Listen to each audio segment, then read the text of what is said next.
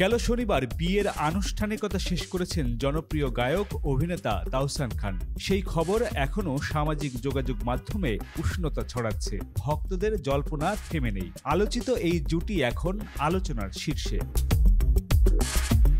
সামাজিক যোগাযোগ মাধ্যমে শোবিজ অঙ্গন নিয়ে হইচই শুরু হয়ে গিয়েছে নতুন বছর থেকেই। আর সেই হইচই হচ্ছে জনপ্রিয় গায়ক অভিনেতা তাহসান খানের বিয়ের খবর নিয়ে।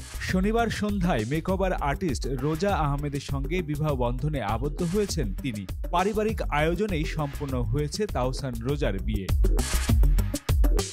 এদিকে বিয়ের পরপরই হানিমুনের উদ্দেশ্যে ঢাকা ছেড়েছেন তাহসান রোজা দম্পতি। মঙ্গলবার সকাল ৮টা ৫৫ দেশের একটি এয়ারলাইন্সের উড়োজাহাজে মালদ্বীপে গেছেন তাহসান রোজা। আপাতত দ্বীপরাজ্যেই কাটাবেন তাদের মধুচন্দ্রিমার বিশেষ মুহূর্তগুলো।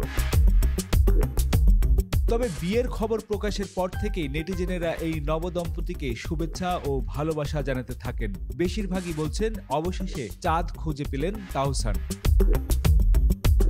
দ্বিতীয় বিয়ের পর মধুর সমস্যায় পড়েছেন সঙ্গীত শিল্পী ও অভিনেতা তাহসান খান।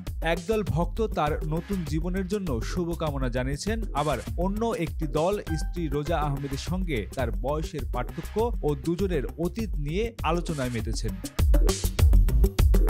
বিষয়গুলো নিয়ে বরাবরের মতোই নীরব তাহসান। অতীতেও অভিনেত্রী মিথিলার সঙ্গে তার বিচ্ছেদ নিয়ে কম আলোচনা হয়নি। প্রতিবারই এই অভিনেতা থেকেছেন নীরব ভূমিকায়। এবারও শুরু থেকেই তাই করেছেন। বিয়ে করলেও কোনো ঢাক ঢোল পেটাননি, বরং পারিবারিক আয়োজনেই সকল অনুষ্ঠান ও কার্যক্রম সম্পূর্ণ করেছেন তাহসান।